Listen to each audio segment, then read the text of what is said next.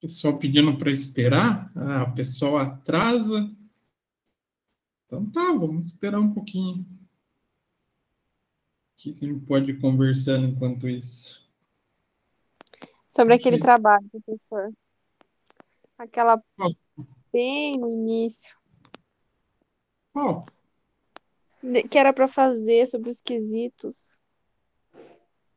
Ah, então a gente teve dois, né, trabalhos. Teve o da negativa, da escusa e dos Dois. quesitos. É, não era Isso. esse?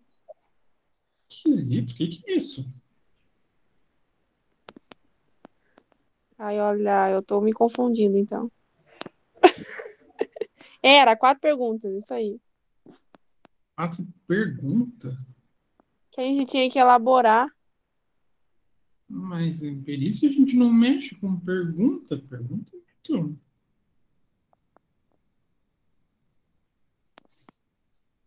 É esse negócio aí que você falou, né? Quesito. O nome é quesito. Mas o que vocês gostariam de saber do trabalho? Eu lembro que a Sabrina, eu usei o trabalho da Sabrina ainda de exemplo para comentar se está certo, se está errado, isso? Não, na verdade, como só vai ter ele, né? Não, Eu queria saber eu não em lembro, relação. eu não lembro se eu passei o da recusa. Acho que vocês fizeram o da recusa também, né? Ou era Sim, foi esse? os dois. Foi de fazer uma recusa e fazer os 4 quesitos. Não, são dois. E, e eu ia comentar mais no fim da aula, as perguntas de hoje eu vou tratar como um trabalho também. As? É, as. São várias.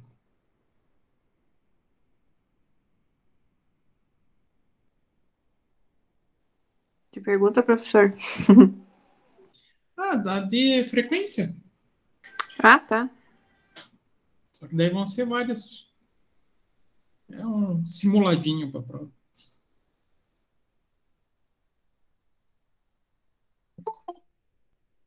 E,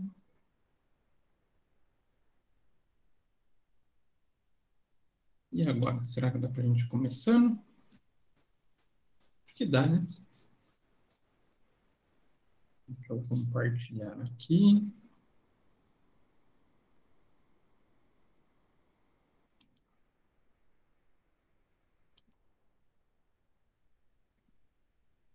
Ah, beleza, Lucas.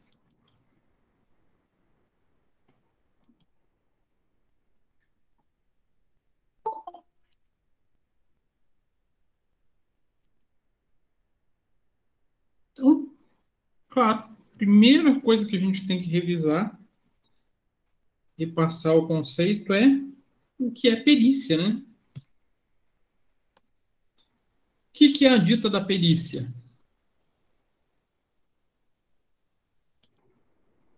Então, vamos destacar aqui os pontos importantes.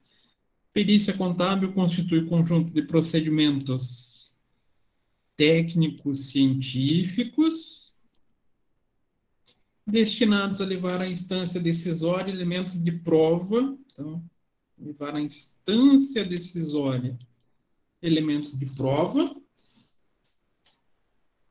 para subsidiar a justa solução do litígio ou a constatação de um fato, mediante laudo pericial ou parecer pericial, em conformidade com as normas jurídicas, profissionais e legislação específica no que for pertinente.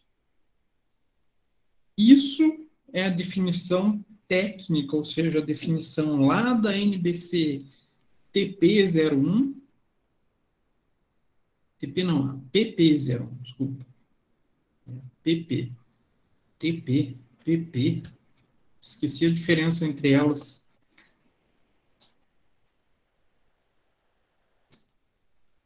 Alguém lembra? Diferença do TP, PP.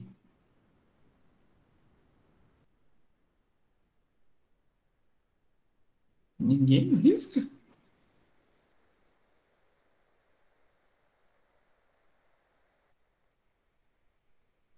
Uma é sobre a profissão do perito, né? O profissional perito. Então, a norma técnica PP01, a NBC-TP, PP, desculpa, não TP, NBC-PP01, ela fala sobre a profissão do perito. O que é, quem pode, o que não pode. Já a NBC-TP vem de quê? E as normativas contábeis sempre têm normas com esse comecinho T. O que elas são?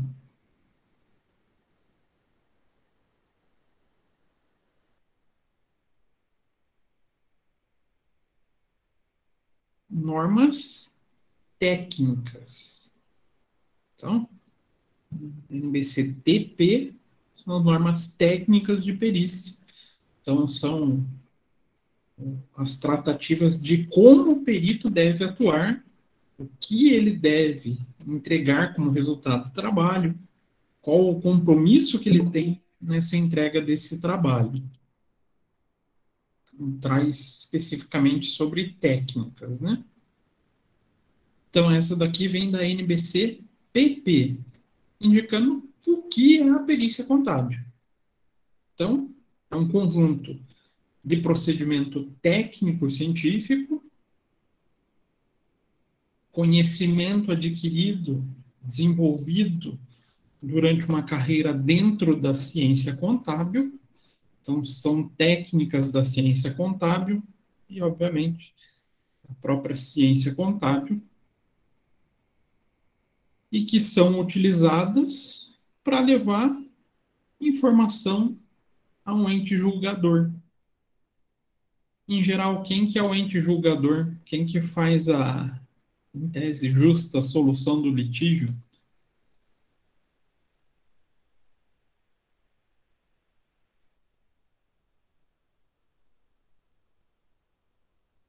Olha lá, já foram assistindo. Juiz. Esse é o principal elemento, né? Mas a gente pode ter, dentro da perícia extrajudicial e da arbitral, outros responsáveis, né? O arbitral é o mediador, quem participa das câmaras arbitrais. E na extrajudicial são as partes contratantes.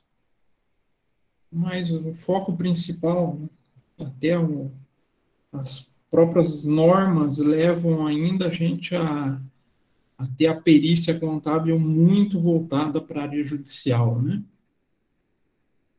Como que a gente leva essas respostas, esses elementos de decisão, e através do laudo ou parecer. Laudo, ferramenta do perito nomeado ou perito oficial, e parecer, perito assistente ou só assistente técnico. E sempre na elaboração de um laudo, de um parecer, a gente tem que seguir todo o rito jurídico, por isso aqui, normas jurídicas, sendo duas as principais. E falando em rito processual, uma principal. Quem lembra dessas duas normas?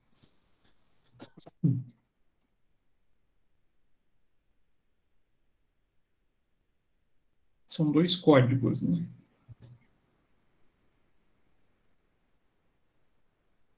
Código Civil e o Código de Processo Civil. A gente vê mais até dentro da perícia o Código de Processo Civil até do que o Código Civil.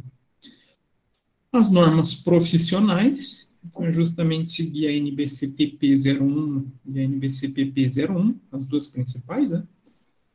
E legislação específica que for pertinente a cada perícia. Então, cada perícia vai estar em discussão uma matéria jurídica, um processo judicial diferente.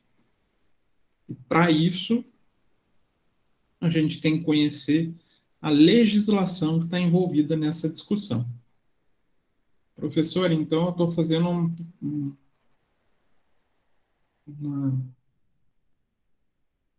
uma perícia na área de contrato de empréstimos. Tenho que conhecer a legislação bancária, legislação sobre empréstimos bancários. Não, eu estou fazendo uma petição ali, uma perícia na área trabalhista. Tenho que conhecer a legislação trabalhista e dos cálculos trabalhistas, porque todo material que eu vou utilizar para desenvolver meu trabalho técnico-científico vão obrigatoriamente, opa, não era para ter riscado, vão obrigatoriamente ter que se embasar em uma norma aceita perante a área técnica, né? Perante os demais peritos, a classe contábil em si.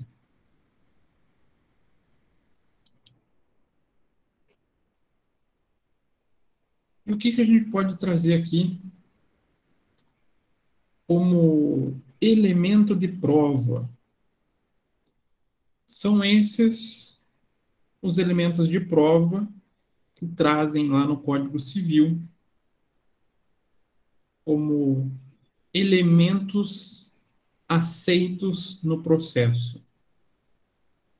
Então, salvo negócio que se impõe de forma especial, o fato jurídico pode ser provado mediante. Vocês vão ver que algum aqui a gente não costuma usar, alguns a gente costuma usar. Confissão, não é muito nossa praia. Documento. A gente usa documento, será?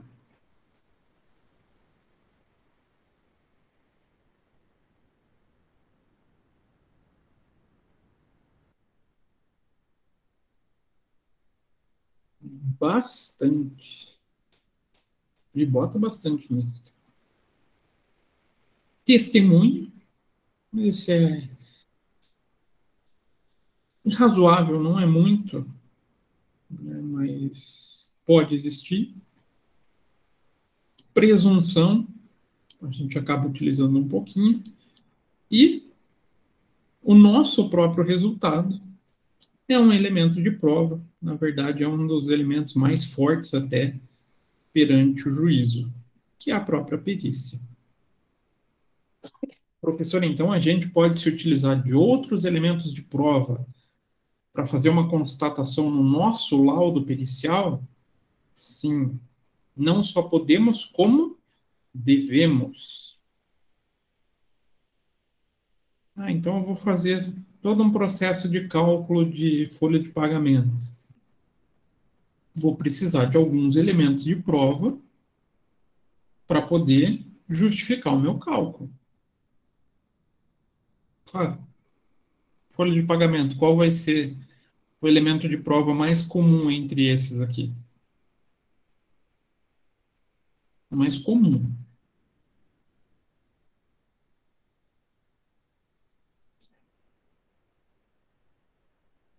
Documento.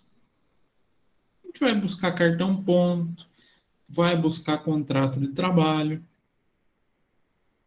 Ah, professor, mas ali está tendo uma discussão que se fazia hora extra, mas não existiu registro. Opa, eu posso usar da testemunha. E lembrando, vou usar a testemunha, uma característica muito particular. Deve-se transcrever, né, tudo que foi informado por essa testemunha, praxe, né, e solicitar que essa pessoa ateste a veracidade do depoimento dela. Isso é possível também. E daí, com base num depoimento, uma testemunha, a gente pode presumir, então, cálculos de hora extra. Exemplos, né? Dentro da justiça pode existir vários casos com contextos completamente diferentes e que vão se utilizar desses elementos de prova. Mas a gente tem que sempre tomar cuidado em quais os nossos limites. Dentro do trabalho pericial, a gente é limitado. Até o que nos faz diferenciação entre peritos e auditores é justamente a figura desses limites determinados. Então, lá nos limites de trabalho, a gente tem o que como definição de trabalho do perito? O objeto que está sendo discutido no processo. Professor, então nada que a gente encontre que seja errado, ou que a gente acredite que seja importante destacar, mas que não está no escopo da discussão judicial, eu vou levantar para o processo? Não, nada. Eu tenho que ficar atento somente ao objeto da discussão. E com um cuidado ainda,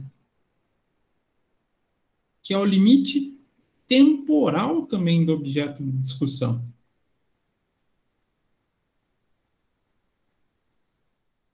Como assim, professor, limite temporal?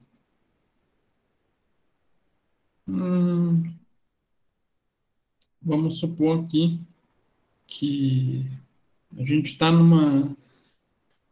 recebeu uma perícia de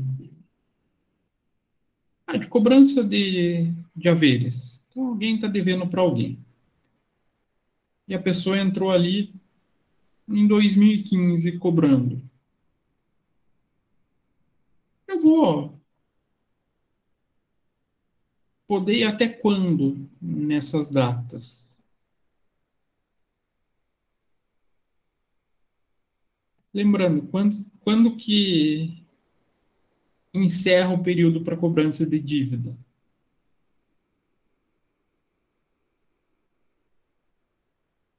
O famoso, quando que caduca a dívida? São 5 anos, professor? 5 anos. E esse prazo ele para de contar, né, para caducar quando a pessoa entra na justiça. Então ela entrou em 2015. Até quando que ela tem direito de retroagir?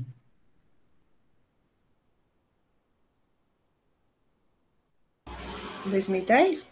2010. Ah, mas o advogado quis dar uma despertinho e colocou em 2009. Cobrando dívida desde 2009.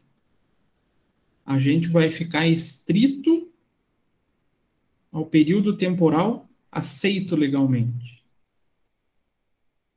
Mesmo que no próprio processo fale 2009, a gente só vai trabalhar o período não prescrito judicialmente. Só que isso tem na parte trabalhista também, né, professor? Tem, só que muda um pouquinho os prazos. É 2 anos só na trabalhista.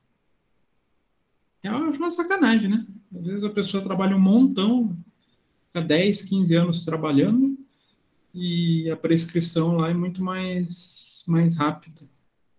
Mas fazer o quê, né? Coisas da justiça que a gente não entende. Então, quem fala isso? O item 3 da NBCTP. Vejam bem que aqui ela não fala da profissão, fala de técnica. Que aqui ele é uma delimitação técnica da atuação. Então, o laudo pericial e o parecer pericial contábil têm por limite os próprios objetivos da perícia deferida ou contratada. Então, os próprios objetivos da perícia deferida é a dúvida que gerou a perícia. E o que é a dúvida que gerou a perícia? A discussão judicial. Por isso que até uma das fontes importantes do laudo, que era o que a gente ia trabalhar hoje, se não fosse a revisão, é a síntese do processo. Faz parte para a gente não só passar para o leitor do laudo, mas até para o próprio perito se situar aonde que vai iniciar o trabalho dele e vai até aonde.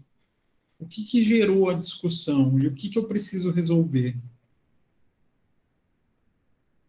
Aí a diferença aqui é que a perícia deferida é no âmbito judicial, é a que o juiz solicita ou que ele autoriza se as partes solicitarem, e a contratada é aquela extrajudicial, onde duas pessoas estão em desacordo e pedem auxílio de um perito para ajudar.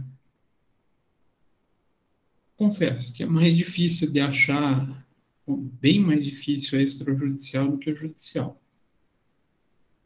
Felizmente, no Brasil, a gente só sabe brigar na justiça, né?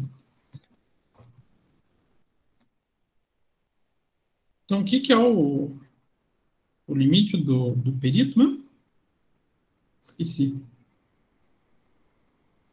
É o objeto que se discute no processo. Isso. E o que a gente pode entender como esse objeto que se discute? O tema da perícia, o tema, como que eu possa... O professor complica as perguntas, né, professor? Não é o tema. Pense assim. O problema que gerou o processo judicial ou que gerou a disputa. Ou que gerou a dúvida. Porque quando a gente tem a disputa judicial é porque um acha que tem direito sobre uma coisa e outro acha que tem outro direito. Então, a justiça vem para resolver esse direito. Porém, às vezes o juiz tem carência técnica de alguns assuntos e para isso existe a perícia. E a gente fica somente atrelado a esse ponto que está sendo discutido. E quem pode fazer trabalho de perito? Essa é uma pergunta bem legal para a prova. Adoro colocar ela. Até tirar aqui para ver se vocês lembram. Quem pode fazer perícia? Um profissional que seja previamente cadastrado, lá tenha lá seu númerozinho lá e tem que fazer aquela prova de perito também, né? Seu númerozinho é sacanagem. O númerozinho que é difícil de tirar. Isso que é o pior, né, Tawane? O númerozinho ali tá... Cuidado, a gente não pode esquecer de um elemento principal, que é o ser bacharel em ciências contábeis. Então, ó, a norma, dentro da sua abrangência, então, fala que a competência para exercer papel de perito contador, ou seja, como perito nomeado ou contratado, é exclusiva de profissional do nível superior em ciências contábeis. Por que superior? Tem outro profissional? Tem. Técnico. Tem os técnicos, né? Apesar de desde 2015 eles não poderem ter registro, mas existiam os técnicos. Existem, né? Muita gente ainda tem o registro de técnico e atua normalmente. Eles não têm habilitação legal para perícia. E eu já vi questão de concurso cobrando exatamente assim. Então, tem que ser formado em bacharelado em ciências contábeis, com o númerozinho, Então, com o registro ativo no Conselho Regional de cada estado que ele tiver atuação. Isso aqui eu vejo um pouquinho de maneira triste. Às vezes eu vejo outros profissionais que não têm registro secundário tentando atuar em outros tribunais de justiça. Mas fazer o quê, né? Então a gente tem essa restrição. E daí, lá no item 4 da NBCTP 01, fala a perícia contábil, tanto judicial quanto como a extrajudicial, é de competência exclusiva de contador. Opa! Professor, o professor colocou aqui em cima nível superior, aqui embaixo fala do contador, então o técnico não pode?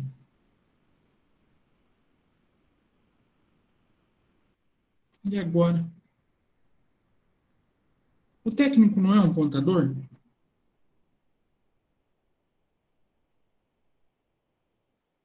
Eu li, mas parece que desde 2015 não é considerado. Ele nunca foi um contador.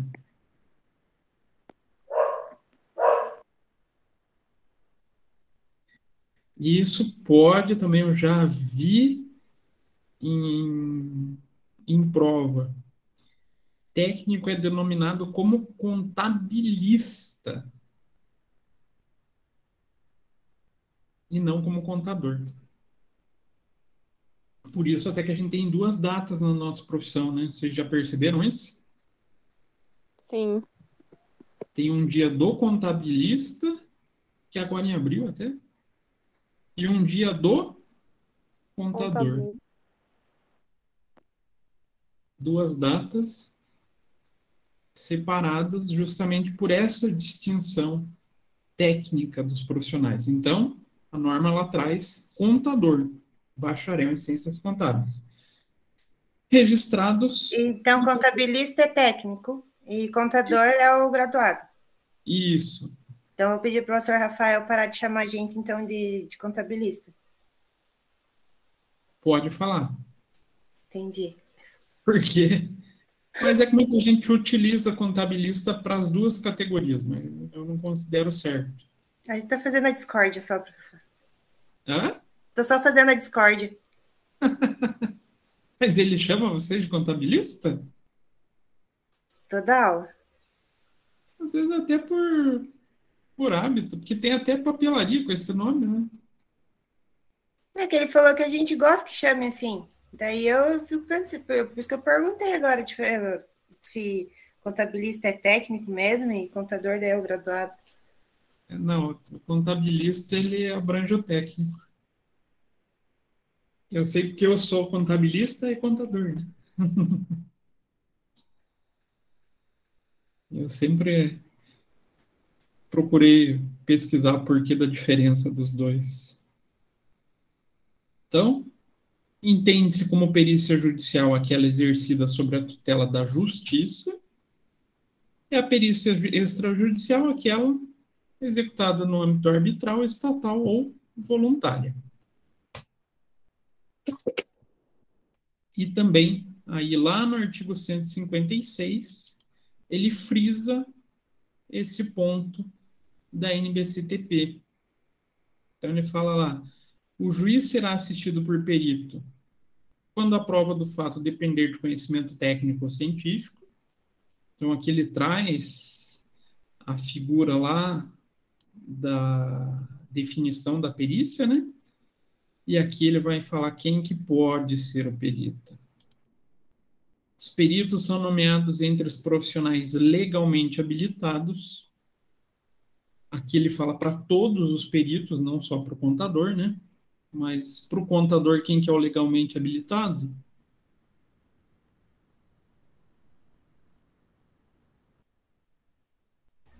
Númerozinho?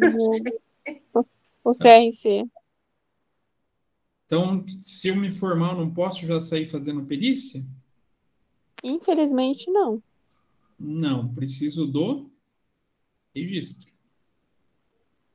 Então, profissional legalmente habilitado, formado e devidamente registrado, e os órgãos técnicos e científicos devidamente inscritos em cadastros mantido pelo tribunal ao qual o juiz está vinculado. Então, além de tudo isso, o contador ou o perito vai ter que estar inscrito aonde? Um cadastro mantido pelo tribunal. Certo? A Sabrina falou do Cadastro Nacional de Peritos Contadores, né? Preciso ter esse cadastro?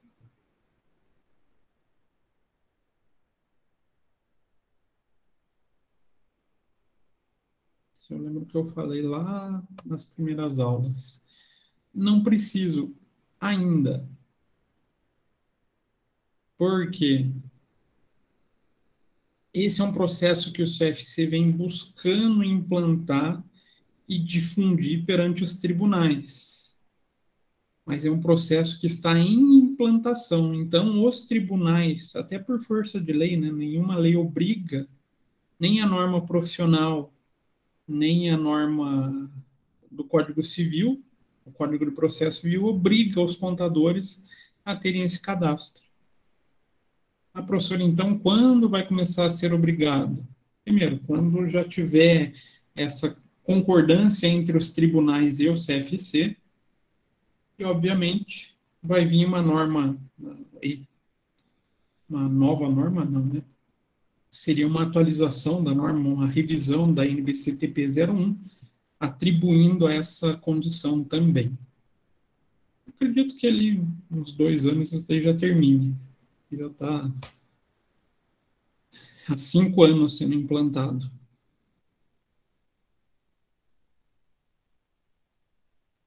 E quando surge a perícia?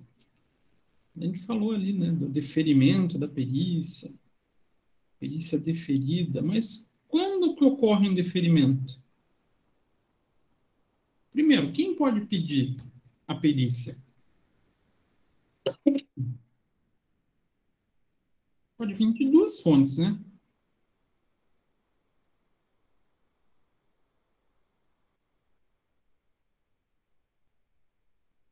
Quem pode? Juiz? Um deles. Quem mais? Advogado?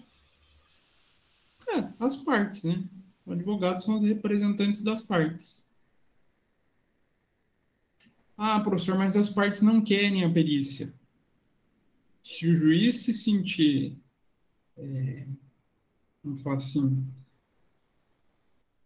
inseguro para a tomada de decisão, ele mesmo defere a perícia e vai acontecer a perícia. Hoje até que eu peguei um caso exatamente desse jeito. As partes não chegam no valor da execução da causa, né, normal. Um fala que é um valor baixo, outro fala que é muito, mas ninguém acha a perícia necessária. O que a juíza fez?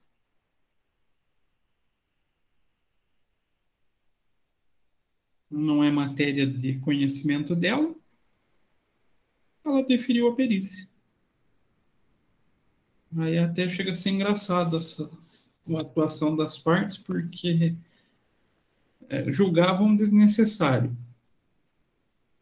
Mas uma das partes apresentou 23 quesitos. Eu fico na dúvida se não era tão desnecessário assim, mas tudo bem. Então, indiferente se for solicitação das partes, quem decide se vai ter a perícia ou não é sempre o juiz.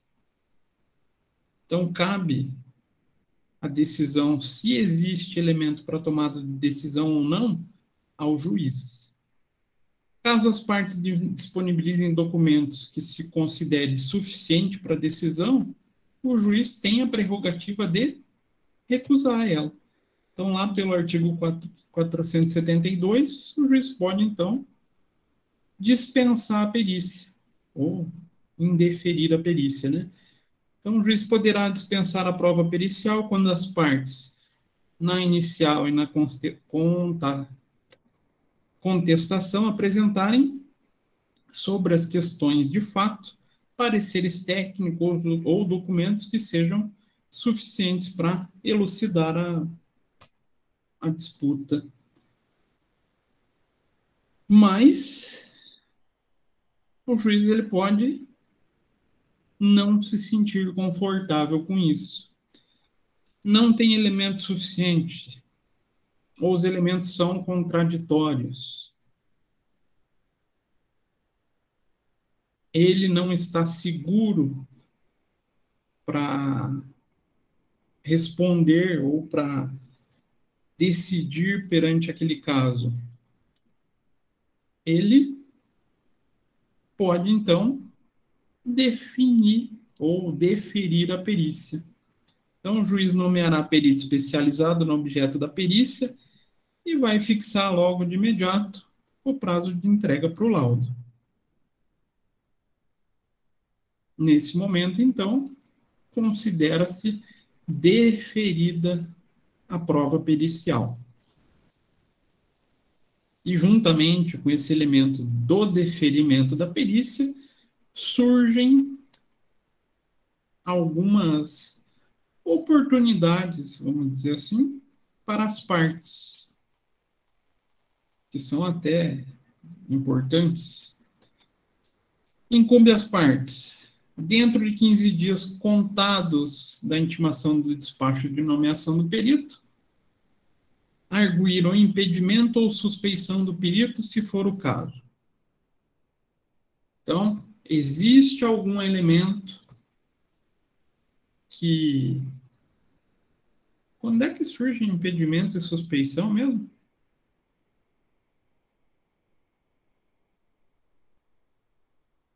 Eu não lembro muito desses casos. Impedimento, suspeição. São vários quesitos, né, professor? Para mim, impedimento era coisa de futebol só.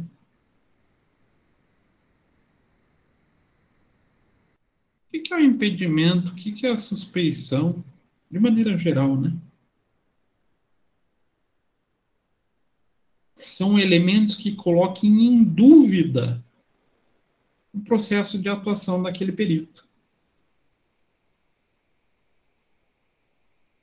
Aí a gente tem na NBC-TP 01, a PP 01, elementos que dizem o que são elementos de impedimento e o que são elementos de suspeição. Claro, o próprio perito pode se declarar impedido ou suspeito, ou as partes podem solicitar esse impedimento ou suspeição.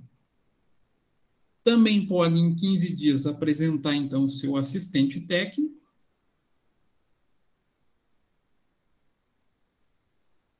O que é o assistente técnico mesmo?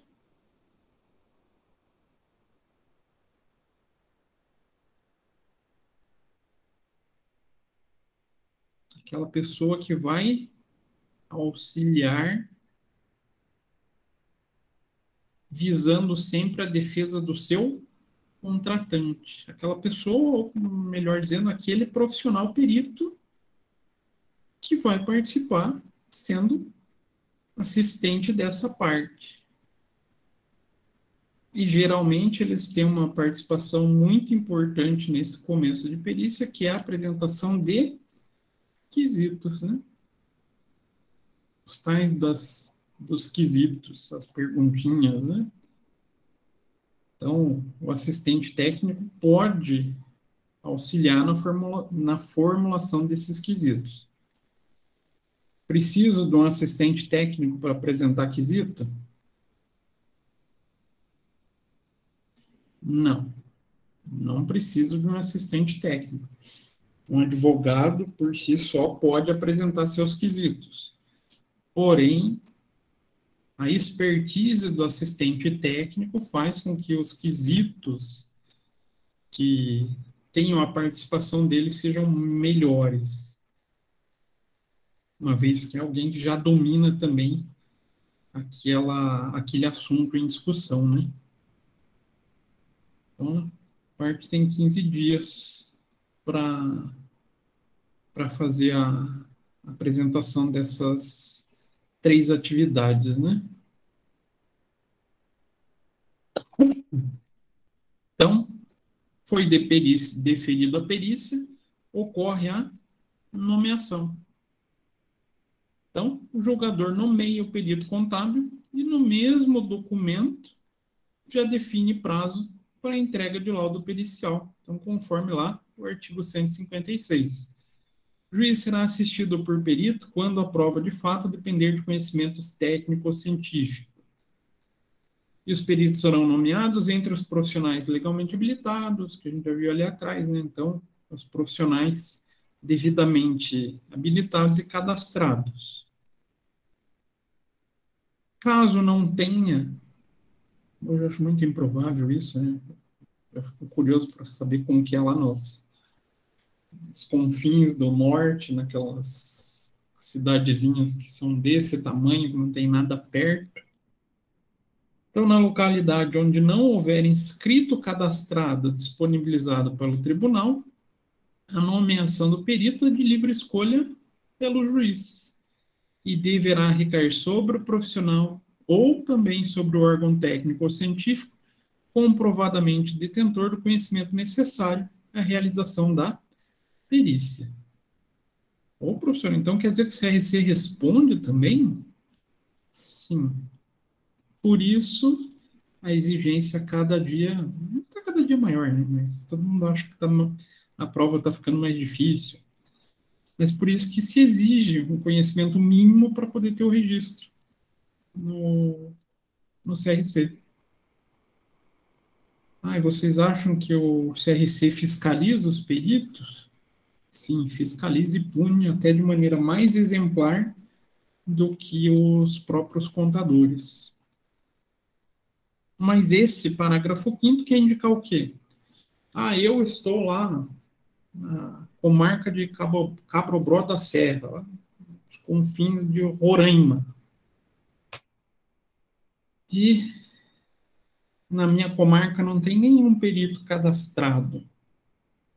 Por isso que eu falei que eu fico curioso para saber como que é. Eu não consigo imaginar uma situação dessa. Não tem o perito para ser disponibilizado para o juízo.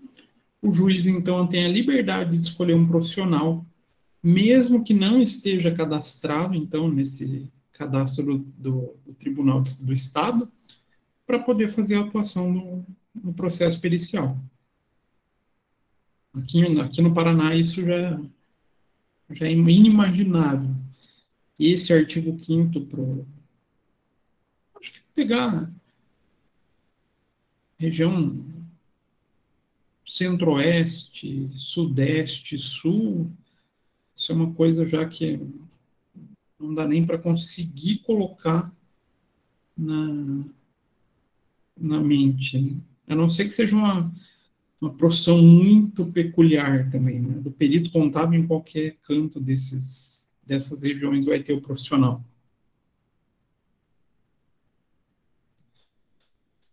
E feita a nomeação, vem a primeira grande tarefa do contador, né? Que é a tal da carga nos autos. Antigamente era de maneira manual, hoje é de maneira eletrônica, facilitou um pouco, né? Após a citação, o perito deverá ir ao fórum com a finalidade de conhecer o processo para qual foi nomeado. Assim que é nomeado, então o perito já faz parte do processo e tem prerrogativa de acesso a esse processo. Então, ele pode, se fosse um processo físico, se for um processo físico, ele tem já habilitação para retirada desse auto, e se for no meio do Projúdio, ele tem habilitação para entrar no processo e poder visualizar as movimentações, coisa que para qualquer outro usuário fica com visualização restrita, não pode acessar. Feito isso, acessou os autos, ele vai fazer o quê?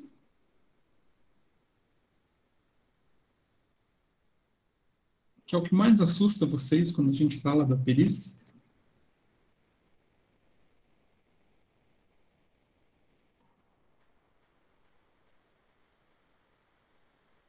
O que o perito tem que fazer quando ele faz essa carga nos autos?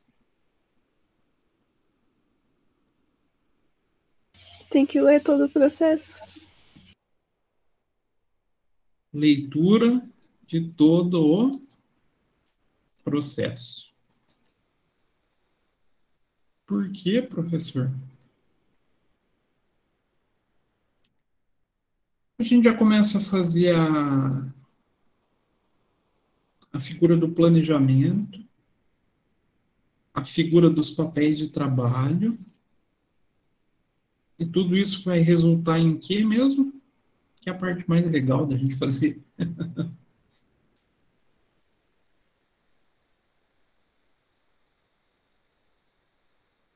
Quer dizer, a parte mais legal é o final, quando a gente recebe esse ponto, né?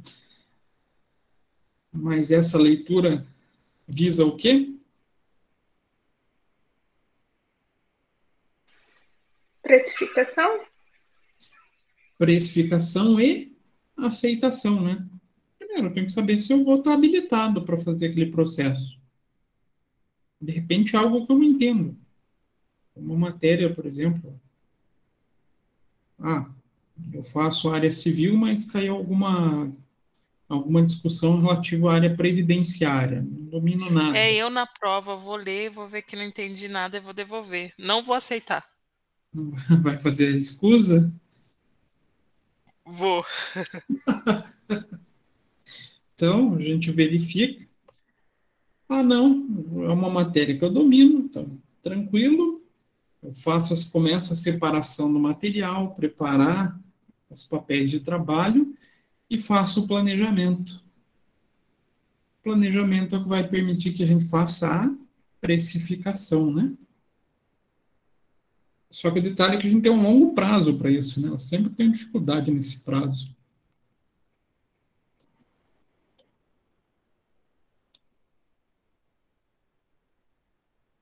Qual que é o prazo para poder fazer o aceite ou a escusa e apresentar a proposta de honorário?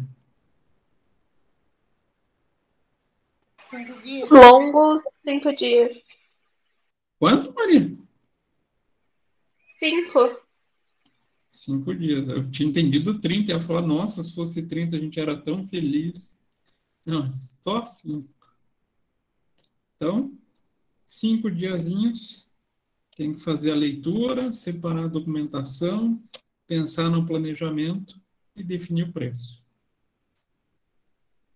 E nessa carga nos autos, a gente já verifica se nós estamos na figura de impedimento ou suspeição. Então, durante a leitura desse processo, a gente vai poder verificar se estamos impedidos ou suspeitos, conforme os itens 16 a 19 da NBC-PP 01. Não trouxe todos os elementos de suspeição, senão a gente ia passar até as 3 da manhã aqui, né? Mas o que são esses elementos ou suspeições? São situações fáticas ou circunstanciais que impossibilitem o perito de exercer regularmente suas funções ou realizar as atividades pericial em processo judicial, extrajudicial, inclusive arbitral. E os itens previstos, então, na NBC-PP, eles deixam de maneira explícita os conflitos de interesse motivados dos impedimentos e das suspeições a que um sujeito possa estar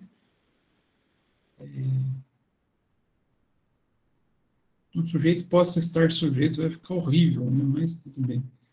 Um profissional vai estar sujeito na atuação, conforme, então, essa figura do impedimento ou suspeição é tentando preservar a ética do profissional contabilista. Então, ele segue essa figura do Código de Ética. Então, para que o perito possa exercer suas atividades, aqui que está o principal ponto do impedimento ou suspeição. Então, para que ele possa exercer com isenção, é fator determinante que ele se declare impedido após nomeado, contratado, escolhido ou indicado, quando ocorrer alguma das situações previstas na norma. E quando nomeado em juízo, o que o perito faz para indicar essa impossibilidade de atuar com isenção? Agente direcional, juiz, através de petição, dentro do prazo legal, justificando qual foi o motivo da escusa ou motivo do impedimento. Professor, mas isso prejudica o contador, né? Prejudica o perito, não prejudica?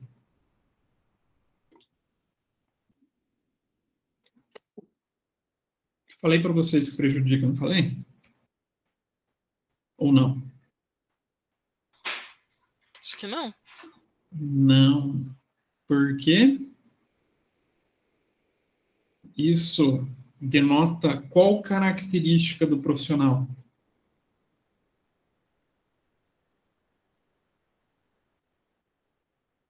Alguém que deixa um trabalho por se identificar, no mínimo, suspeito, vamos falar assim. Não é uma característica de um profissional ético, correto?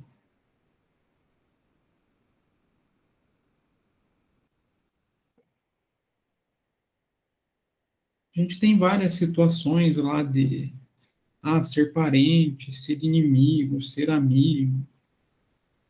Profissional que se declara impedido de exercer o seu trabalho por essas circunstâncias, acaba sendo bem visto, porque ele é um cara honesto. Ele deixou de executar o trabalho, deixou de aceitar um trabalho para preservar a sua imagem. Então, fazer escusa, apesar de parecer algo que vá prejudicar a carreira do perito, não. Ele se torna bem visto perante o juiz por essa característica de ética. Então, quando ele for nomeado pelo juiz, ele vai fazer através de petição, e quando indicado pela parte, e não aceitando o encargo, o perito assistente deve comunicar a ela, então, a parte, essa recusa, devidamente justificado, com cópia ao juízo. E a gente separa, então, em 3 características, ou 3 grupos de impedimentos. Impedimento não, de impedimentos e suspeições, né? A primeira, impedimento legal, aquele que por algum motivo pessoal está impossibilitado de executar o trabalho da perícia. Impedimento técnico-científico, esse é mais fácil da gente lembrar. Quais são as características de impedimento técnico-científico? Uma pergunta de prova, hein? Grande chance, Lucas. Essa é uma excelente pergunta de prova. O que é o impedimento técnico-científico? Aquela que denota ou que vem... Professor, ia responder. Não vou então mais vai... também. Não, vai, né? Quando a pessoa ela não está capacitada, quando ela ela não tem capacidade para fazer acompanhamento de... Ai, professor, esqueci agora. Não vou mais falar, que vergonha. No processo pericial, né? Não. Pode ser então, tanto... Professor, imagine para mim pôr isso na prova, tô perdida. Eu sei o que é, mas não sei explicar. Essa é a dificuldade da gente ter na cabeça e não trabalhar, colocar no papel. Na verdade, essa é uma das artes mais difíceis que tem, né? A gente colocar as nossas ideias no papel. Uma vez meu professor perguntou isso, eu fiquei pensando, nossa, não é que é uma bosta mesmo? Fica se batendo com isso. Mas é exatamente isso, né? Eu vi que o seu raciocínio está certo. O que é esse impedimento técnico? Então, é quando o profissional não tem condições técnicas de exercer o trabalho, seja por desconhecimento da matéria, seja por demanda, não tenho profissional, não tenho mão de obra suficiente, ou estou em acúmulo de trabalho. Isso são as características de impedimento técnico-científico. E a suspeição?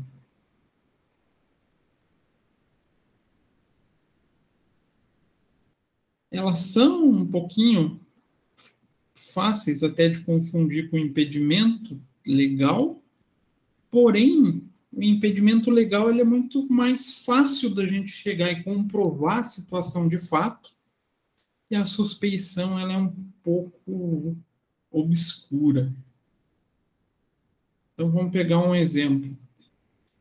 Ser amigo de uma das partes, ser amigo íntimo de uma das partes.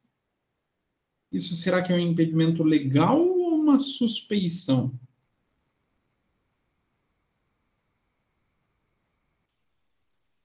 Suspeição. Suspeição. Não é algo que defina de maneira bem objetiva a possibilidade de trabalhar de forma não isenta. Ah, eu sou credor de uma das partes. Não exatamente vai gerar o interesse no processo, mas vai ficar no ar aquela dúvida pairando, né? Então, a suspeição ela é muito difícil de ser provada.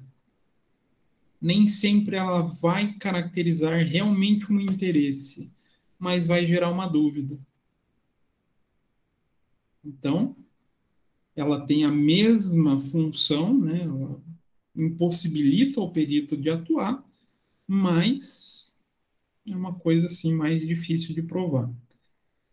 Professor, então, por que tem essa diferenciação? Aqui, principalmente aqui, né? A gente tem elementos que as partes podem falar. Ah, não, ele é sócio do cara. Puxa, isso aqui tem como comprovar documentalmente. Ah, não, ele é parente do sócio. É a esposa dele que é a parte, é o filho. Então, tem como comprovar. O impedimento, eu posso até tentar, mas é muito difícil da gente argumentar. Muito difícil da gente comprovar. Então, geralmente, quem fala na suspeição, quem se declara suspeito, é o próprio perito. Ah, professor, então não existe caso de parte que pediu suspeição? Existe. Mas aí entra numa discussão sem fim. Isso daí dá para ir pedindo agravo de instrumento, embargo de declaração, e dá para ir até o Superior Tribunal. Já o impedimento legal já é um pouquinho mais direto, né?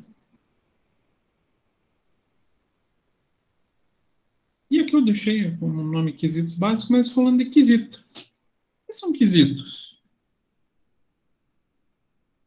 Então, a gente tem a nomeação do perito, aconteceu. O perito vai ter o trabalho dele, né, tem lá os seus 5 dias para executar o trabalho. Chega o momento das partes e do juiz elaborarem os quesitos. Professor, mas por que quesito básico? A gente tem mais de um tipo de quesito. Só que alguns quesitos são depois do laudo.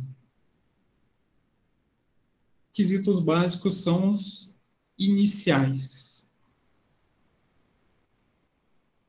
Podem ser 2 tipos. Quem arrisca? os dois tipos de quesitos?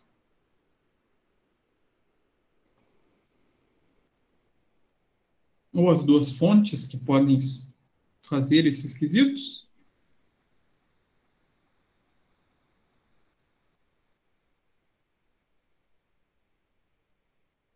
O perito e o...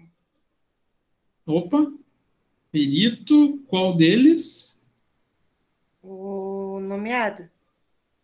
Não, os assistentes. O nomeado ele vai responder esses quesitos. Verdade, faz sentido. Então, os assistentes podem apresentar os quesitos. Então, são os quesitos das partes. E tem outra pessoa que vai apresentar quesito.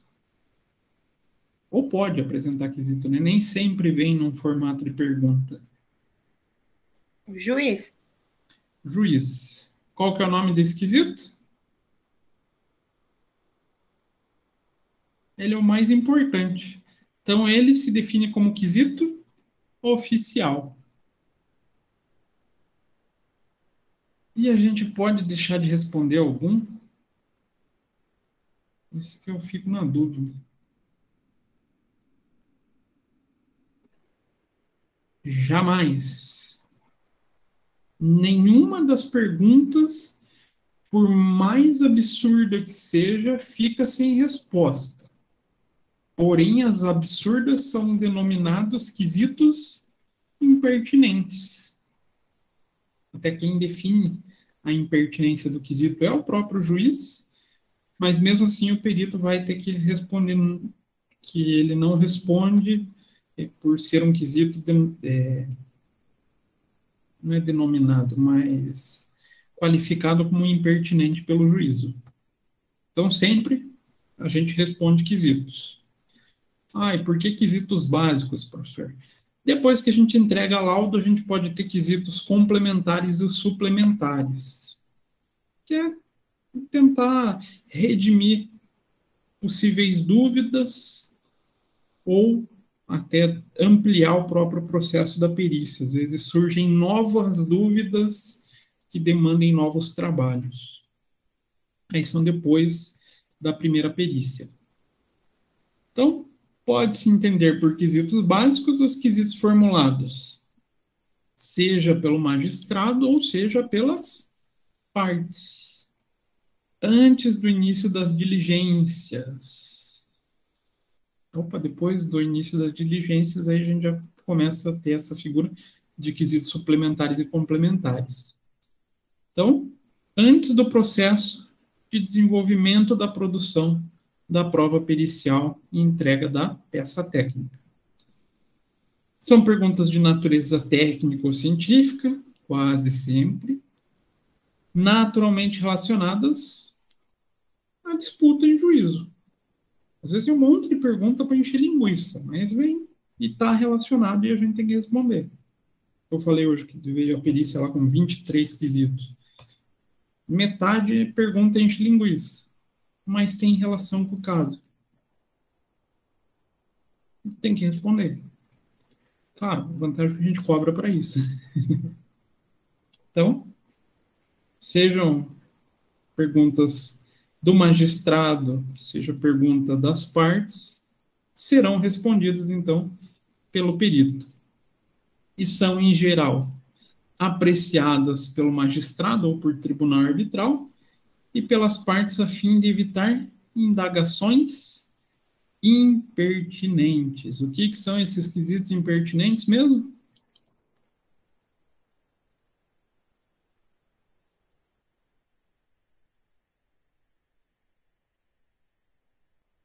Aqui, fora do âmbito da lide proposta ou dos pontos controvertidos fixados.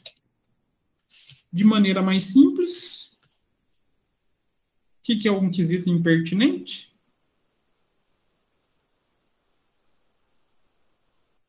A pergunta que não vai ajudar a chegar na resposta ou na solução da disputa judicial. E será que pode existir esse tipo de pergunta? Sim, Pode. bastante. Principalmente quando é advogado só fazendo, aí são as perguntas que, olha, só Deus na causa, só Jesus na causa. Mas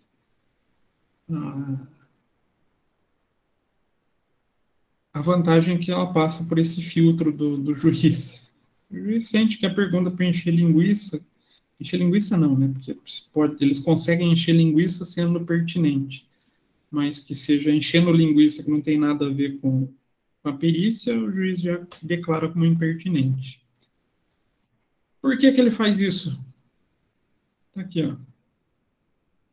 Para evitar diligência desnecessária, ou mesmo procrastinatórias.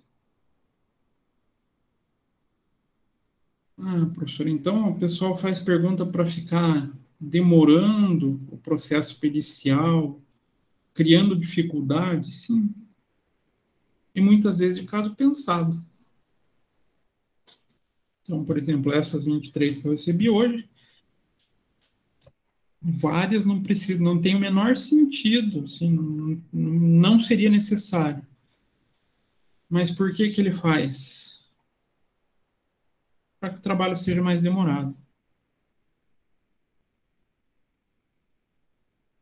E o pior, muitas vezes esse trabalho daí se torna oneroso. Aí a gente sabe, né, advogado tem uma mente fértil, às vezes eles utilizam essas ferramentas como estratégia processual. Então, surge desse modo duas categorias, os quesitos pertinentes e os impertinentes.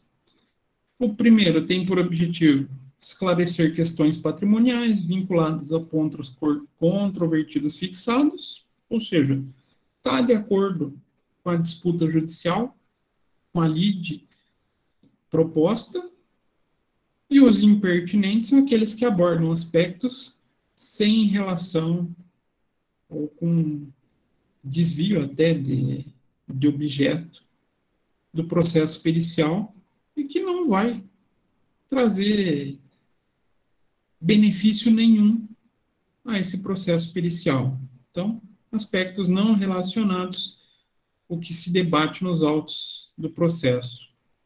Então, portanto, alheias à controvérsia, ou então são perguntas que buscam do perito, aqui aí é um cuidado nosso que a gente tem que ter, opinião fora da sua competência legal.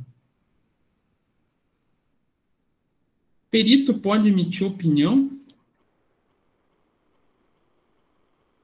Isso é importante. Que é o que muitas vezes eles buscam.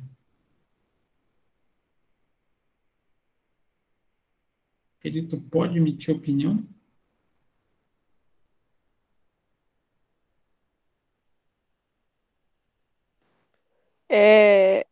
Eu acho que entra aquele processo lá para não fugir do processo. Fica no objeto da perícia. A gente responde somente Aquilo que tá... Hã? Não, é só para completar, que seria aqueles casos onde faz parte do processo, só respondeu o que faz parte do processo. Que faz parte e que não demande opinião pessoal. Perito não emite juízo de valor.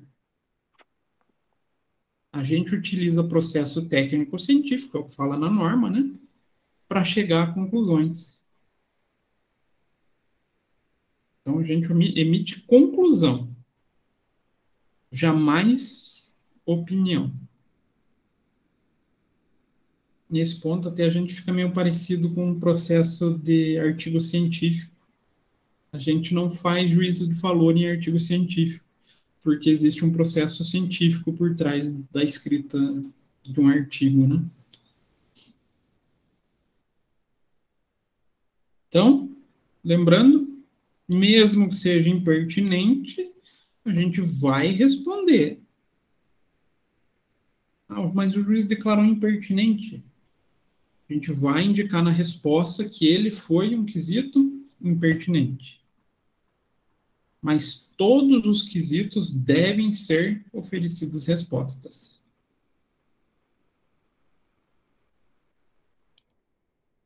Então, conhecendo a disputa,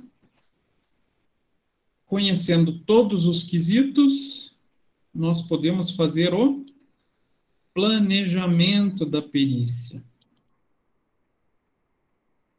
Na minha opinião, planejamento é sempre o trabalho mais difícil.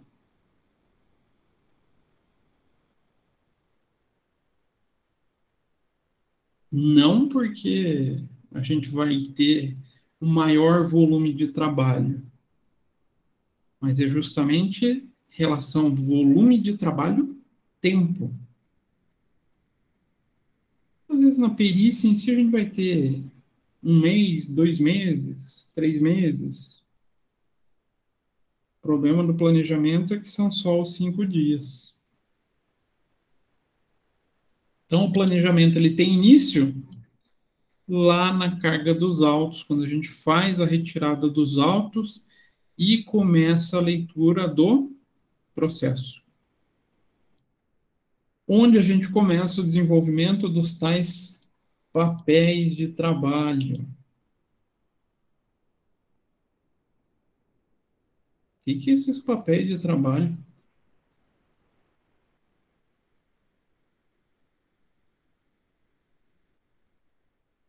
É papel mesmo? Precisa ser papel? Então, eu acho muito engraçado manter esse nome, mas fazer o quê? Não tem nada a ver com papel hoje em dia. Papéis de trabalho é a forma de se organizar os trabalhos, as condutas, o material referente ao processo pericial.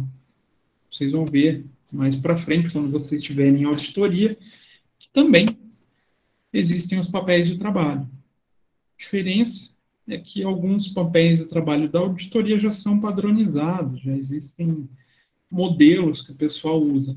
Perícia não existe. Por quê?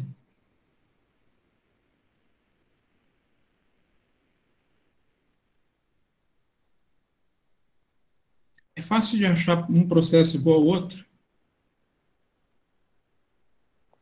Não. Não.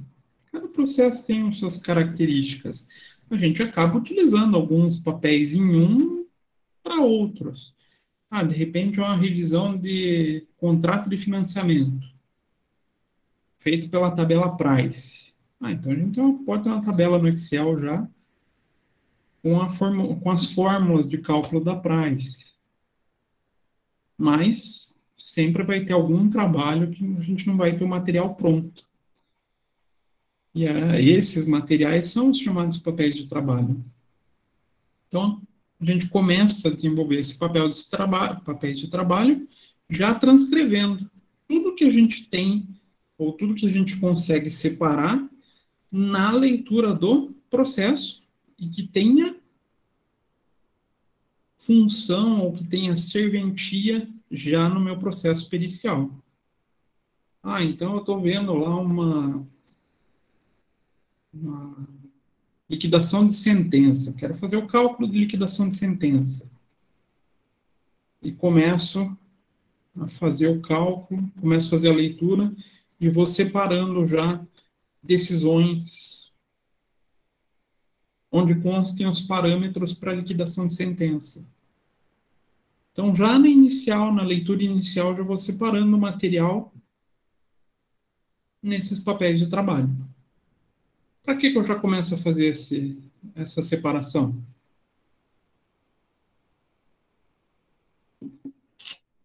Por quê? Para a questão dos honorários? Também. Mas já é para facilitar a nossa vida depois, né? A gente já começa a separar o material que eu vou usar no próprio desenvolvimento da perícia. Eu já vou estar trabalhando no processo, já vou ser obrigado. Então, por que já não separar e deixar tudo mais fácil, não é? Claro, lendo todo o processo, daí a gente vai ter uma certeza maior que o nosso planejamento foi feito certo e que vai resultar em um honorário mais condizente com o nosso trabalho. E daí a própria NBCTP 01 fala dessa separação. Os documentos dos autos servem como suporte para a obtenção das informações necessárias à elaboração do planejamento da perícia.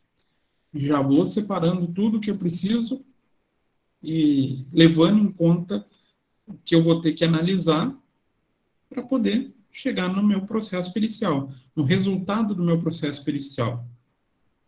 Ou seja, vou definir que tipo de trabalho que eu vou fazer.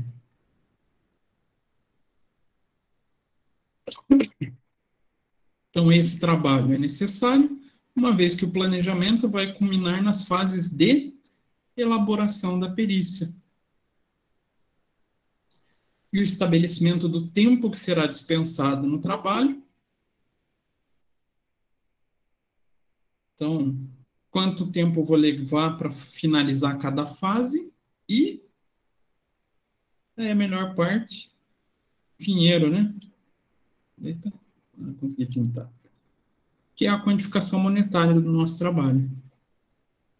Então, após essa etapa, o perito devolve o processo no fórum, quando a gente faz essa retirada física do processo, hoje não tem mais tanto isso, e a gente faz o peticionamento do valor dos honorários que a gente define para o processo. Aí vem uma parte bem chata. Depois que a gente peticiona os honorários, o juiz vai dar um tempo, um prazo para as partes se manifestarem com aceite ou não dos honorários, e com o aceite, eles façam o depósito. Todo mundo aceita o valor do honorário? Não. Não. É aí que entra, né, professor? Porque daí você vai lá, você se planeja, faz toda o processo do trabalho, né, que vai ser feito, teus honorários e tudo mais. Daí o juiz vai lá e fala assim: olha, não vamos precisar mais do seu serviço. Aí você perdeu um tempão lá fazendo toda a análise. Isso o juiz não faz. Mas as partes, no caso. Eles podem questionar argumentando, ó, teu valor tá caro. Ai, pena que eu não trouxe meu certificado hoje. Essa semana foi segunda-feira. Eu tive uma decisão justamente no contraponto dessa figura dos honorários. O que acontece? A parte questionou meu honorário. O direito dela, né? Aí a gente tem o benefício de poder argumentar também. Eu fiz a contra-manifestação, falando, não, olha, segui todos os preceitos, a minha precificação aqui, deixa eu ver se eu acho até. Peraí.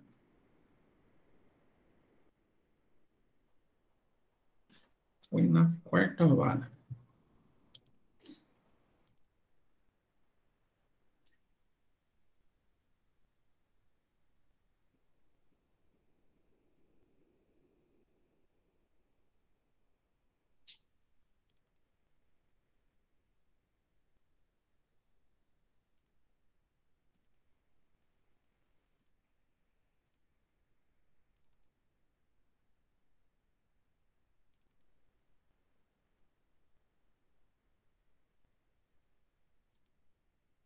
Isso aqui rapidinho.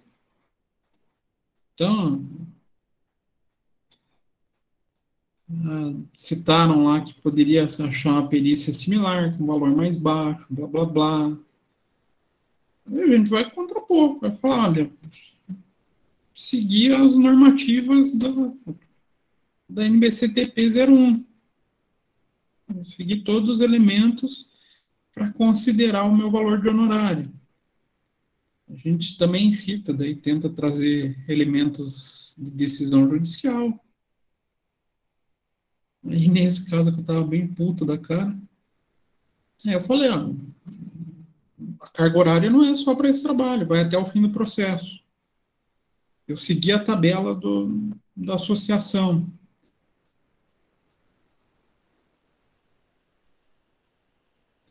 Aí, o que eu solicitei? O arbitramento. Para que o juíza determinasse, olha, ele alegou isso, eu estou alegando que a minha precificação foi certa. Então, o que a juíza acha? Aí ela pode decidir.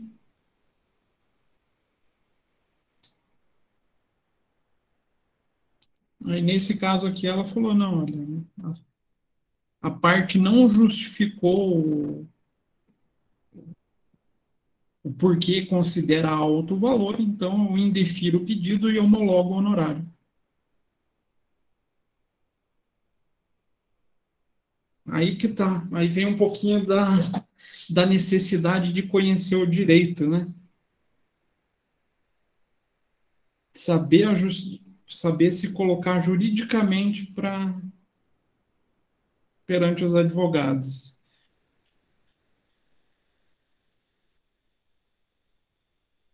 Mas é praxe deles essa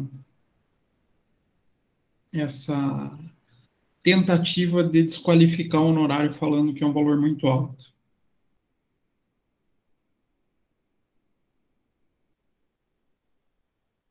Agora, vou pegar até esse exemplo. Ficou agora a necessidade do depósito.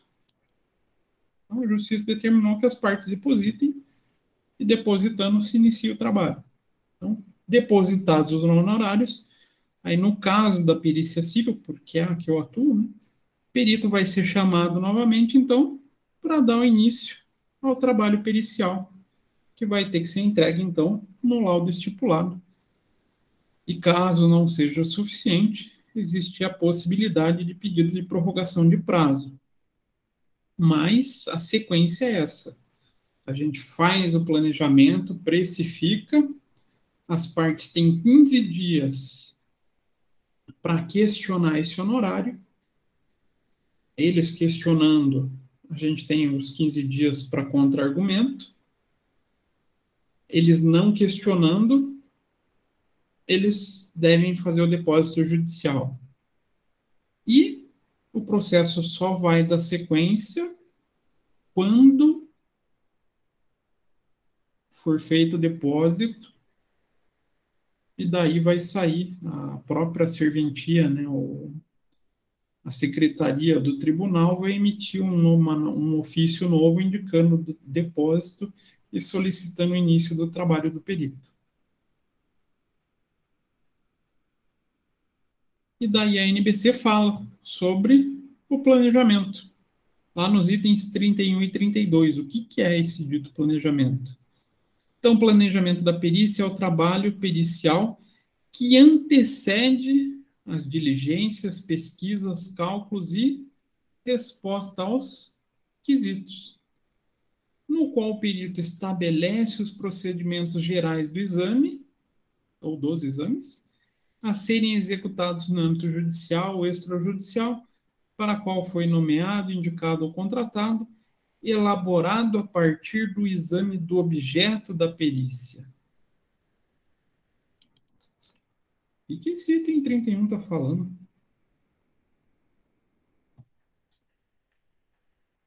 Para que serve a carga nos autos, então? Aqui, ó. Definição e entendimento do objeto da perícia. Vou compreender a disputa. Compreendendo a disputa, eu tenho condições de fazer o quê? Estabelecer quais procedimentos eu vou adotar para resolver. Então, quais os procedimentos que vão resultar, então, seja em diligência, seja em pesquisa, seja em cálculo, para a gente poder elaborar o laudo. Então, de maneira simples, o que é o planejamento da perícia?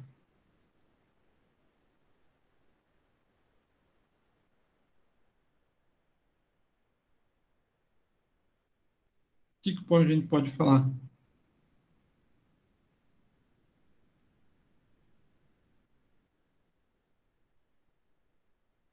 Bem na palavra planejamento mesmo. O que é se planejar?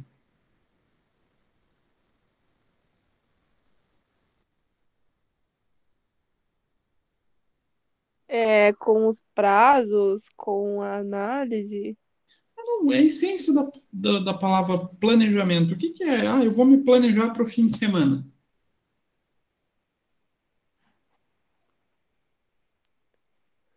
O que vocês planejaram para o feriado?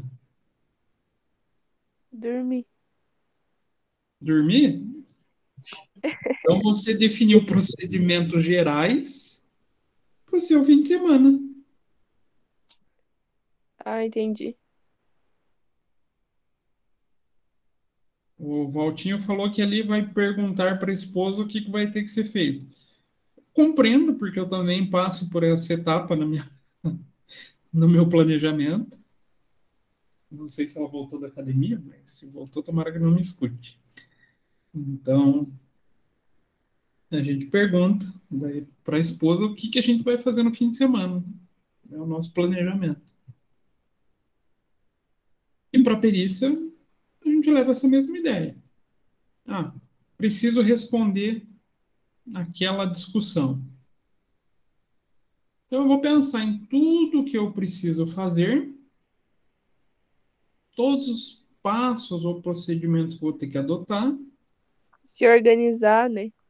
Se organizar para poder executar a perícia. Só que por que ela é tão importante para a figura da perícia? Porque ela que vai determinar tempo e dinheiro, né? Inclusive, isso eu já até comentei com vocês, né? Quando a gente falou do planejamento. A gente pode utilizar o próprio planejamento para fazer esse tipo de defesa do nosso honorário.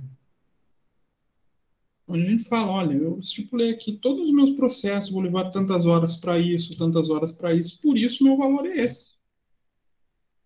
Ou seja, o valor que eu cobrei vai estar devidamente justificado para essa cobrança.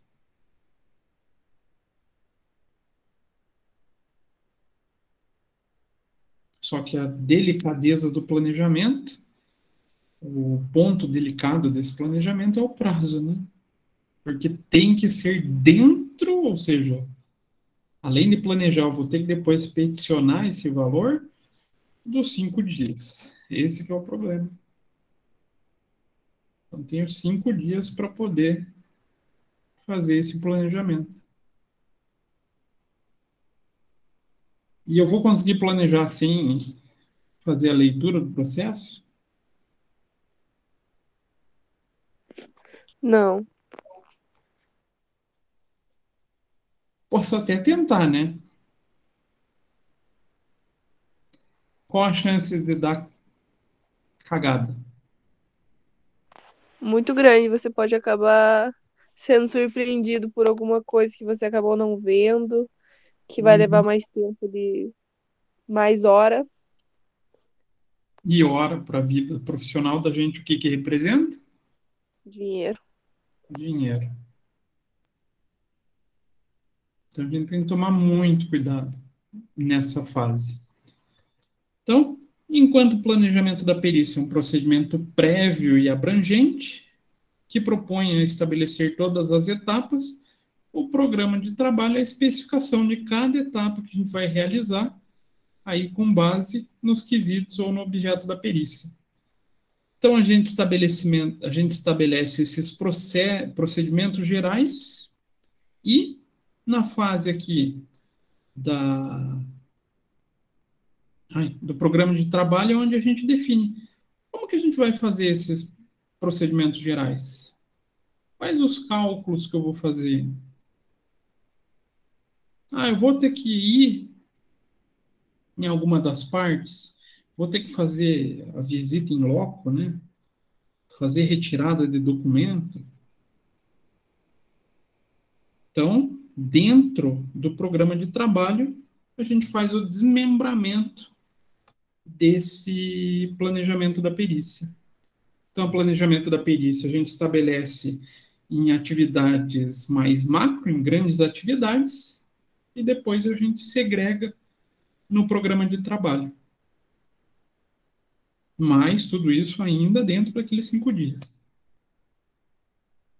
Então, aí, trouxe aqui um pouquinho sobre quais são esses elementos que a gente tem como objetivo do planejamento, de acordo com o item 33.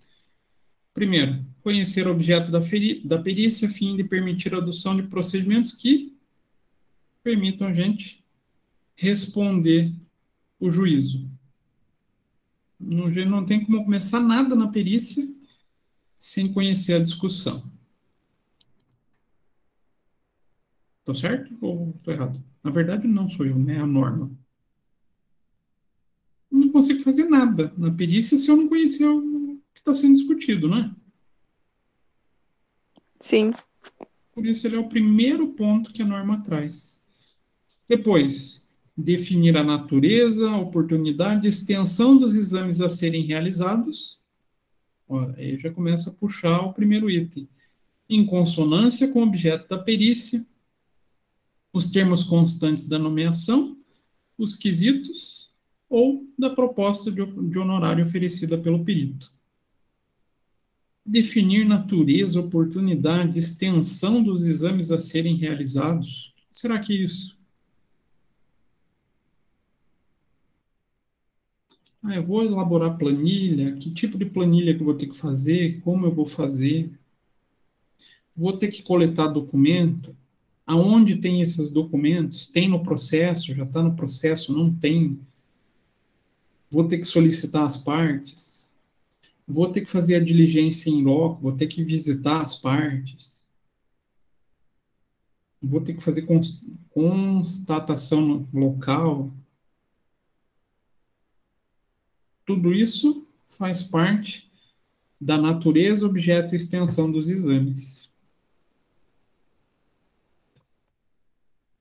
Estabelecer as condições para que o trabalho seja cumprido no prazo estabelecido, inclusive para aceitar ou não.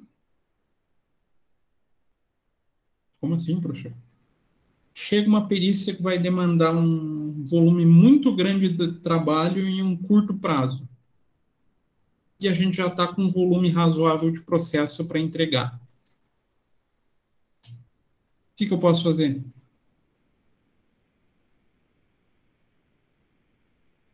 Não é um impedimento técnico aqui? Nessa situação que eu coloquei para vocês? Sim. Poxa, o volume de trabalho está muito grande, eu não vou conseguir atender. Ou vou ter que tirar todos os meus assistentes das suas atividades nesse momento para se dedicar somente a esse processo.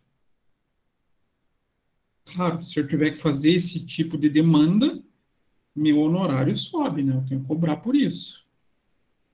Então, ele serve também para a gente definir qual a forma de atuação que a gente vai ter nesse processo.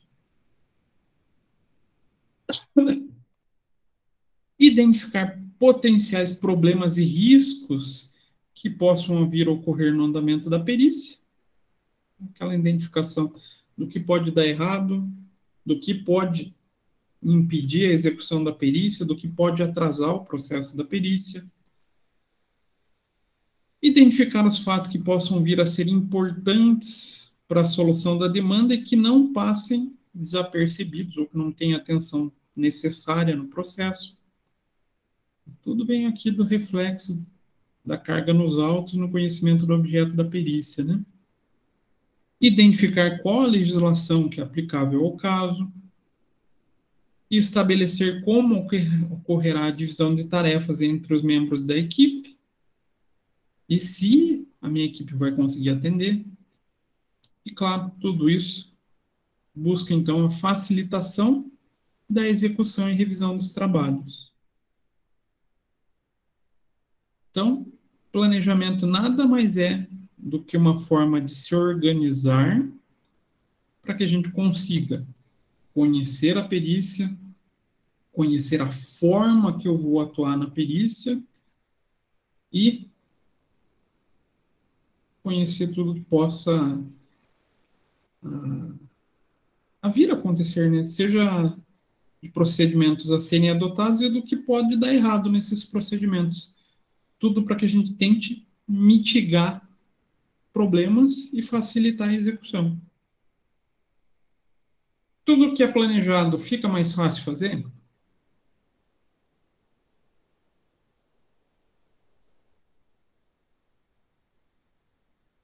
Essa é uma pergunta geral, pode servir para a nossa vida. Sim, com certeza. Só vocês pensarem, uma viagem planejada e uma viagem feita de última hora, qual tem mais chance de ter mais sucesso, ou de ser mais bacana? A planejada. Se mesmo planejando, às vezes acontece de dar algumas coisas erradas, imagine se não planejar. São pequenos riscos que passam desapercebidos, né? Às vezes eu não me atentei em olhar a previsão do tempo naquela... Nossa, professor, mas tem como fazer isso? Tem regiões onde tem meses que são tradicionalmente chuvosos. O Caribe tem muito isso, né? Eu sei que um dia eu sonho ir para lá, mas precisa trabalhar muito ainda para isso. Mas ali é esse período até abril, maio, ele é muito chuvoso para lá. E a gente pega ali mais para o final do ano, setembro, outubro, ele é mais seco. Bom, então eu vou me planejar para ir em qual data? Lembra Caribe, praia, Mar Azul? Vou no período chuvoso? Faz sentido, né? Vou me planejar para que tudo dê o mais certo possível. A perícia não é diferente. Eu vou me planejar para que tudo ocorra da maneira mais segura possível e que não me gere risco na execução da perícia. E falando desses exames, a gente tem as tais das diligências. O que é uma diligência? Então, perito pode identificar a necessidade de novos documentos, novas informações, levantamento de novos dados que já não constam no auto.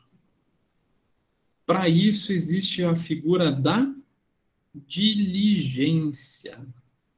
Ou seja, é o meio legal, meio juridicamente aceito, para que a gente vá buscar essa informação necessária. Professor, eu não tomei cuidado nas diligências. O que pode acontecer? A sua prova pode ser anulada. Então, a gente tem que tomar uma série de cuidados para fazer essa diligência. Então, a NBCTP 01, lá no item 35, fala sobre a diligência. Em caso de ser identificada a necessidade de realização de diligências, na etapa de elaboração do planejamento, devem ser considerados, se não declarada a preclusão da prova documental. Preclusão. Acho que eu falei isso na aula que a gente falou de diligência, né? Vamos seguir aqui.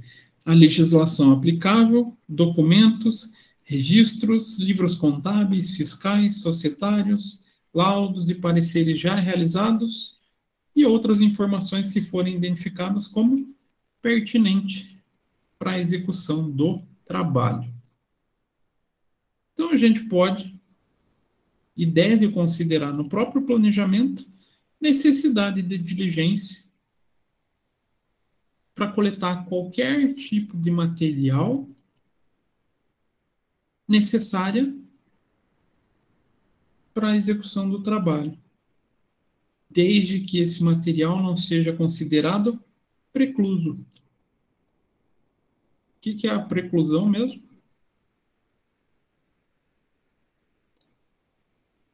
É a perda do direito de se manifestar depois? Isso. Ou a perda... Na verdade, é a perda de prazo regimental, né? Vamos falar assim. Mas é quando qualquer material foi apresentado de maneira errada no processo. Foi apresentada fora de prazos. Então esse material não pode ser considerado no processo. Mas isso vem de declaração do juiz. Todo material que não for declarado precluso e que a gente julgue necessário para a tomada da decisão, não porque a gente não é juiz, né? Mas para a elaboração do nosso trabalho, a gente vai, então, solicitar. Não está nos autos, a gente pode diligenciar, então a gente pode se manifestar sobre a necessidade desse material e, obviamente, a gente vai colocar no planejamento essas necessidades de diligência. Inclusive para fins de prazo, tá? Serve também para argumentação de extensão de prazo. Como assim, professor? Então, eu preciso de um livro societário, ninguém está me fornecendo. Eu estou tendo muita dificuldade. Claro, tudo isso a gente faz de maneira peticionada, né? A gente faz uma petição solicitando esse material, ninguém traz para a gente. A gente vai conseguir atender o prazo? Não. Mas eu vou poder alegar o porquê que eu não vou atender o prazo? Sim, é uma justificativa, né? É uma justificativa. Por isso, da necessidade da diligência ser documentada. Sim. Que daí se torna uma ferramenta de, olha, eu não consegui executar meu trabalho porque não teve cooperação. Eu não tive acesso ao material. Não consegui fazer uma visita em loco. Não fui recepcionado. Então, é muito importante que a gente pense nas diligências caso a gente precise de material que não esteja nos autos, que já não esteja na nossa mão, né?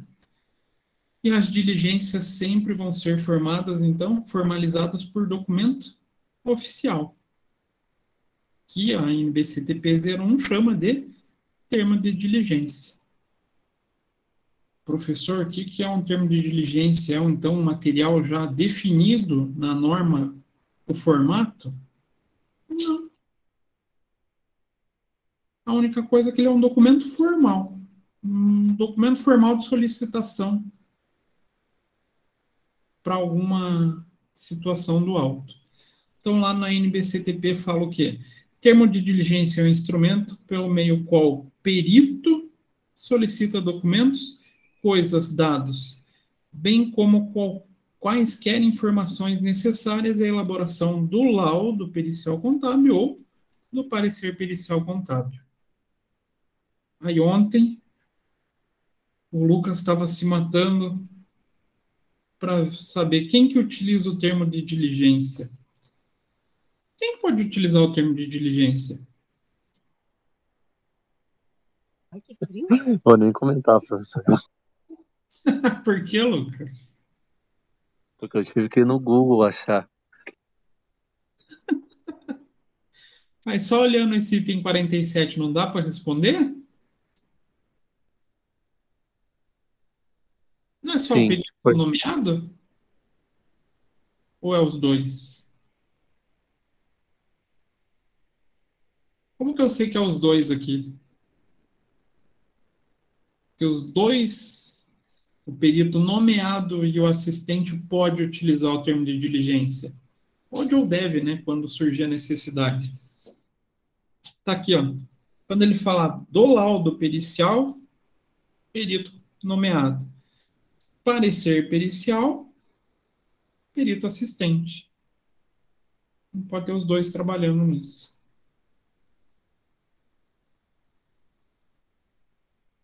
Certo? Então, a única característica do termo de diligência é que ele é um documento formalizado. Geralmente é petição, né? Uma petição solicitando. E as diligências podem ser direcionadas tanto ao assistente técnico, quando as partes tiverem nomeado ele, ou a uma pessoa ligada às partes, ou ainda qualquer outra pessoa envolvida no objeto de discussão do auto. Então, assim, a gente tem a NBCTP nos itens 10 e 11 falando dessa utilização.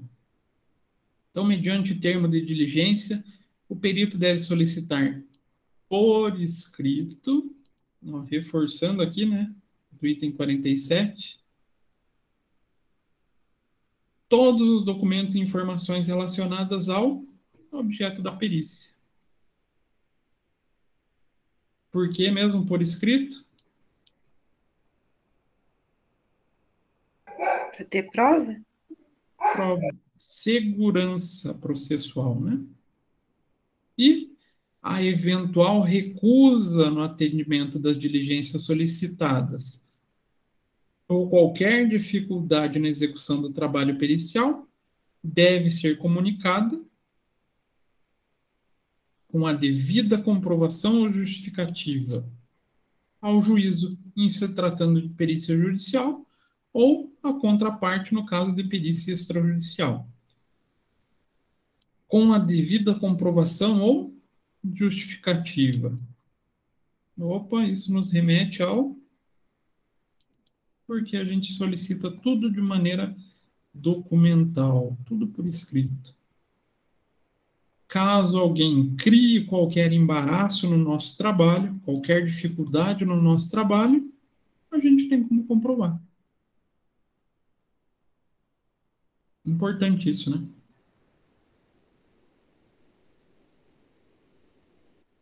E daí a NBC também orienta os profissionais quanto à forma de registrarem o que foi solicitado nas diligências, bem como pessoas que recepcionaram o termo.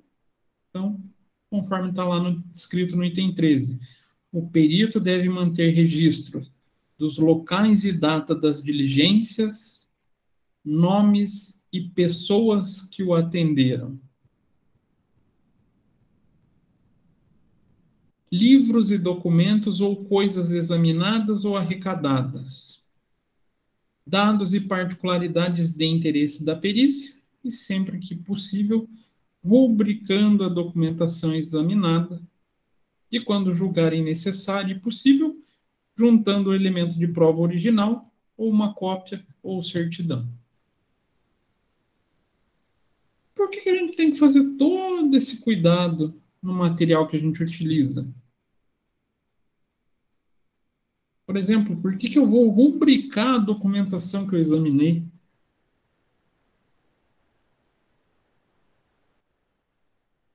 Então, eu vistoriei uma série de notas e eu rubrico elas. Por quê?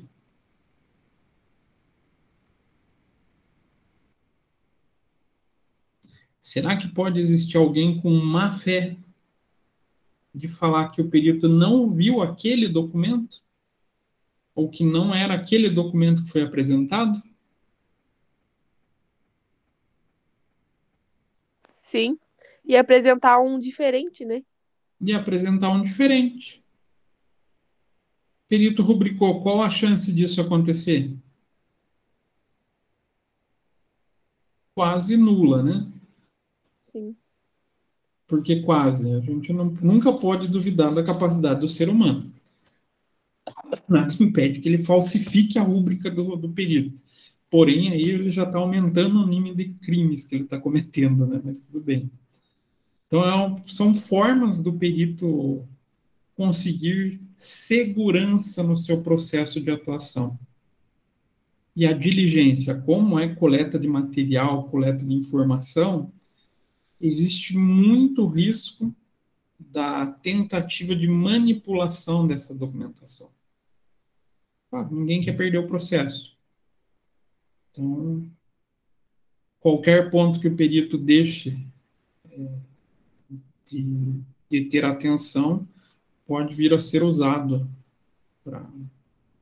para derrubar o próprio laudo pericial.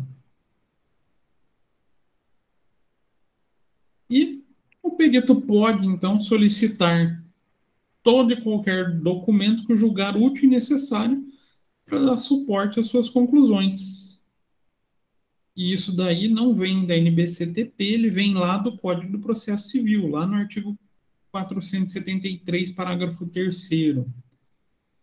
Então, para o desempenho de sua função, o perito e assistente técnico pode valer-se de todos os meios necessários, ouvindo testemunhas, obtendo informações, solicitando documentos que estejam em poder de parte, de terceiro ou em repartição pública, bem como instruir o laudo com planilhas, mapas, desenhos, fotografias ou outros elementos necessários a esclarecimento da perícia.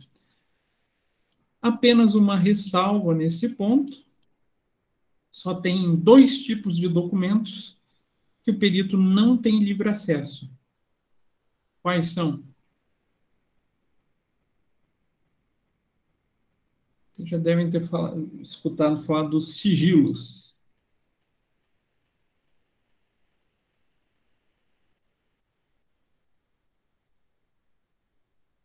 Alguém pode acessar as informações bancárias de vocês? Sigilo fiscal, bancário, sigilo bancário? Isso, Maria, sigilo fiscal. Então, informações fiscais são protegidas por lei e informações bancárias são protegidas por lei. Professor, então, o perito não pode acessar esses documentos? Pode, porém não de maneira livre. Aí ele tem que solicitar ao juízo a quebra do sigilo. Aí o sigilo pode ser quebrado por juiz, né? Aí a gente pode acessar normalmente. Mas fora esses, a gente tem acesso livre a qualquer documento que seja necessário ao nosso trabalho. E é isso que eu separei para hoje. Referente à revisão. É bastante coisinha, né? Dúvidas, perguntas, questões? Vou ter que ler antes da prova de volta? Vai. Porque senão alguma coisinha fica para trás. Que é muita particularidade, né, gente? Diga, Tawane, você abriu o microfone para falar. Agora. Eu tô bem preocupada, né? Mas, assim, essa revisão é com base no questionário que você já fez a prova, né? Tá. Vou focar nela, então. Só deu, claro, aqueles elementos de impedimento, suspeição e... não, eu falei impedimento no geral daí, né? Eu não trouxe na revisão todos os itens. Aí esse vocês vão ter que buscar lá na aula. Ah, tá. Poxa, professor. É que senão a gente ia terminar umas 11 horas da noite. Você já não quis deixar a gente usar a tabelinha nem rotinas, olha lá. Agora tá falando desses quesitos aí que o professor não trouxe, que a gente tem que procurar. Não é os quesitos. Não é os quesitos, mas é os da o impedimento lá técnico e o outro lá. E a suspeição. É que senão a gente ia ficar até 11 horas da noite aqui. Ia ficar muito Tá, longo. então isso quer dizer que vai cair, além desses, vai cair outros na prova.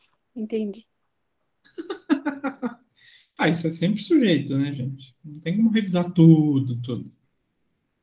Vamos falar que aqui está 90%. Ah, não. Então, se eu estudar esse 90%, tá bom na prova. Olhem também só os itens que geram ou impedimento ou suspeição. Isso é bem importante. Uma das respostas da prova é essa, viu, galera? Não sei, né? Não posso falar. Eu tenho que manter sigilo. Vou falar com a Débora se não tem como quebrar o sigilo. Ah, tem que peticionar e eu tenho 15 dias para responder. Ah, não vai dar tempo. Não vai dar tempo. E são 15 dias úteis. Então, Ixi. não vai conseguir a quebra, infelizmente. E outra, se você pedisse a quebra, eu ia tentar embargos de execução também. A gente ia parar na reitoria, que daí é o superior tribunal, né? Mas é isso, Então gente. vamos ter que estudar tudo, então, entendi. Tem que estudar, né, gente? Vocês querem fazer prova como? Até minha mãe riu aqui agora. Ela tá entendendo o meu desespero. Não, eu entendo vocês que é bastante coisa. Eu falo para vocês que perícia é uma matéria muito densa, né? Eu entendo. É que são muitos detalhezinhos e esses detalhes confundem. E aí você acha que é uma coisa, daí na verdade é outra, daí já vira uma salada tudo. A Nárida saiu, né? E também a Nárida comenta a terminologia usada é muito é puxado por juridiquês, né? Sim. Isso se torna, confesso para vocês que eu também acho chato essa linguagem jurídica, mas a gente se acostuma a trabalhar, né? Tanto é que a gente se apega aos exemplos que o professor dá para ligar eles às palavras difíceis que a gente entende. É a maneira mais fácil. Pensar em um caso, exemplo, para a gente conseguir vincular, né? Beleza, então, gente? O professor já vai liberar lá as questões? Não está liberada? Não sei, professor, eu não vi. Me perdoe. Se Já é para estar, já. Tá. Então, desejo para vocês um bom feriado, né? Uma boa Sexta-feira Santa, uma boa Páscoa. E a gente se encontra terça-feira, né? Obrigada, professor, igualmente. Até terça. Boa noite, Obrigado, pessoal. Maria. Boa noite, professor. Isso aí, professor. Muito obrigada. Boa noite. Feliz Páscoa para você e para a turma toda aí. Obrigado, então. Boa noite, Valtinha. Bom feriado. Professor, Oi, Sabrina. deixa eu fazer Parabéns de volta, tá? Obrigada. Hein, professor, eu estava olhando lá as questões lá de presença, eu estava vendo aqui na minha, lá tem acho que umas 4 que está sem responder, mas eu respondi. 4 está sem responder? Que diz que não foi submetida. Das anteriores. É, eu não fiz, mas eu fiz. Nem se preocupe com isso. Porque eu estava verificando ontem todas, né? Porque eu sempre dou uma olhadinha em todas. Daí eu comecei a